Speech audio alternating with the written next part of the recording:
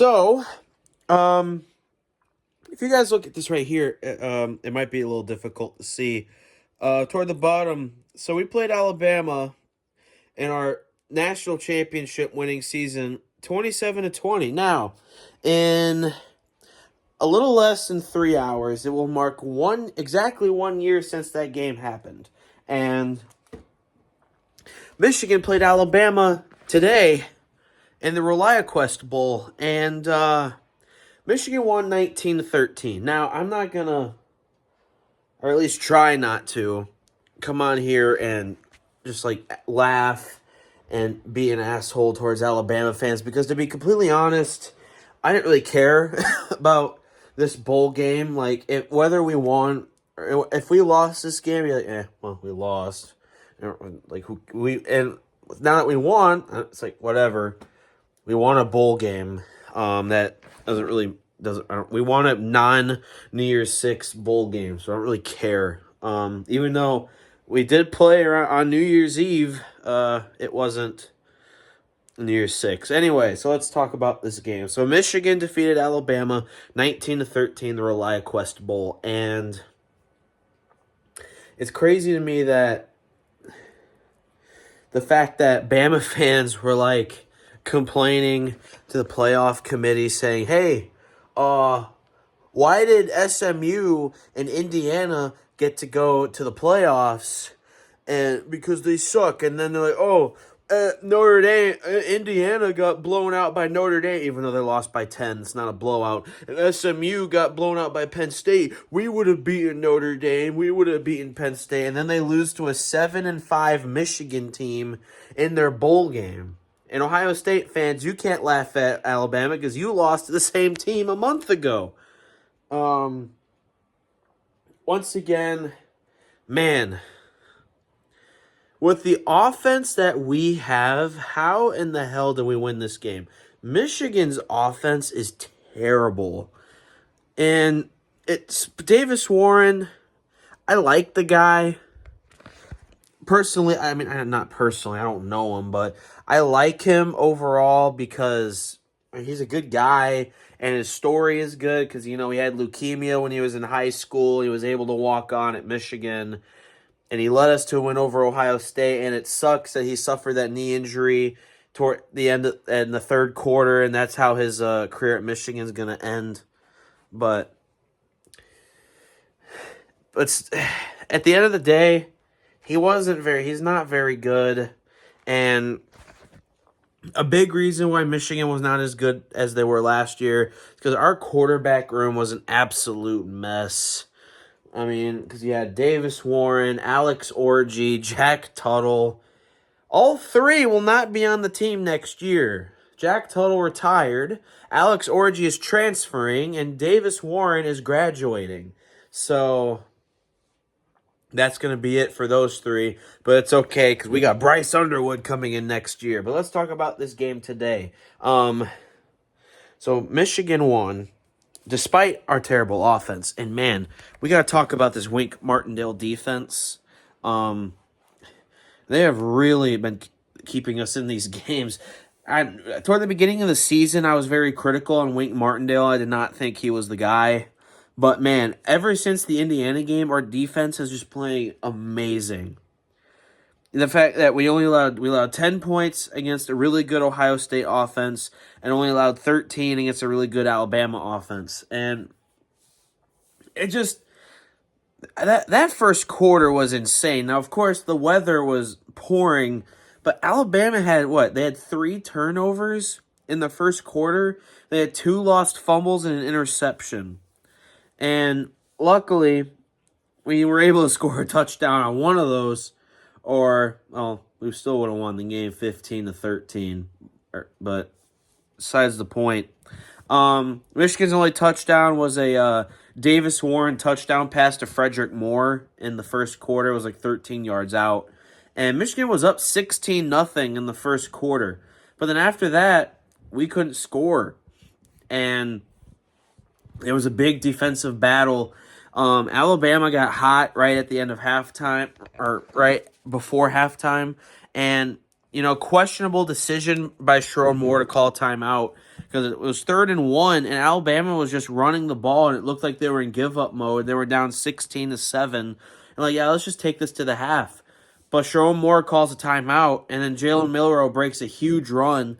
They get all the way down field goal range, kick the field goal to make it 16-10 at the half, and then it was 16-10 at the end of the third quarter.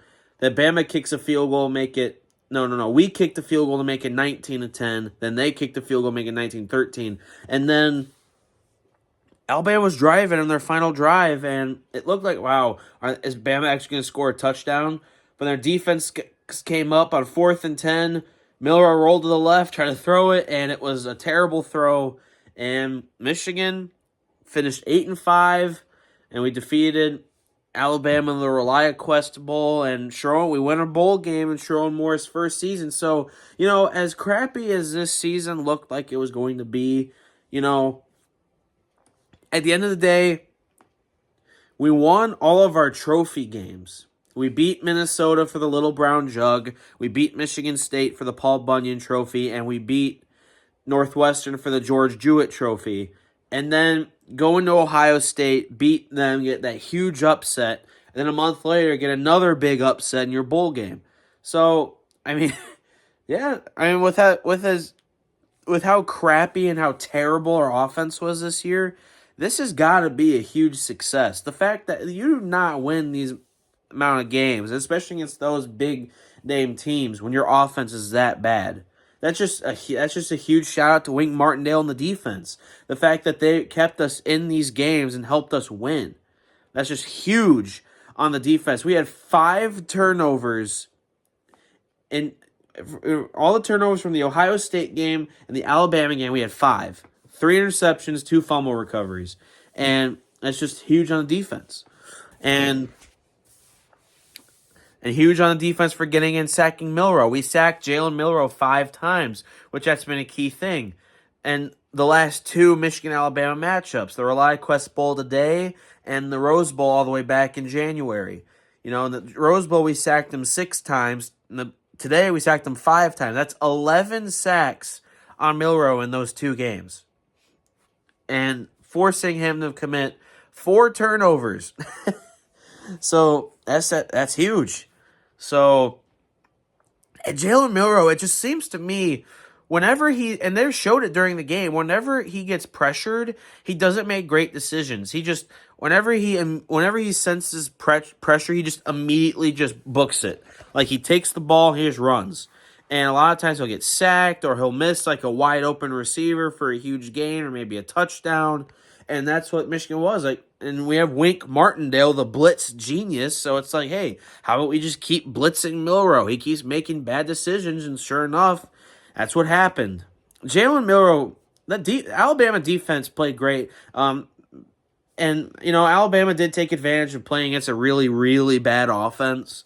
But Bama's defense played great overall. And they did a great job of, in the first quarter, Michigan had all those turnovers, but Alabama did a great job at preventing those touchdowns.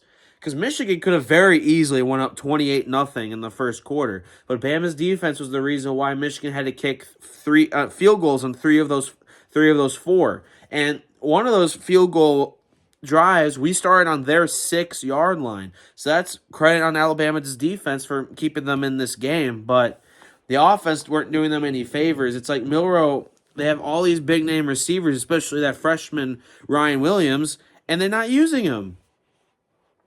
But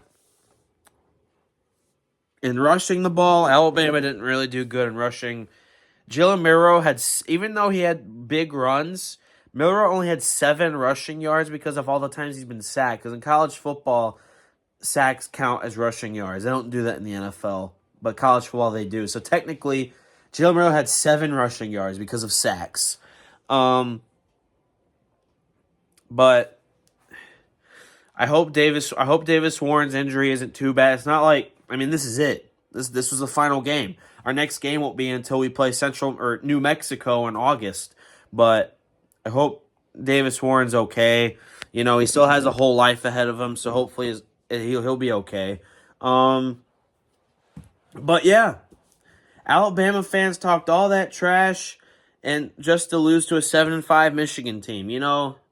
Was this the Alabama team that should have made the playoffs? You lose to a Vanderbilt team that went 6-6. You lose to an Oklahoma team that went 6-6 and lost to Navy in their bowl game. And then of course the Tennessee loss, which Tennessee's a good team. And now you're like, 9-3, we should be in the playoffs. And then they pick SMU over. You're like, where were we in the playoffs? Look at our strength of schedule. We beat Georgia.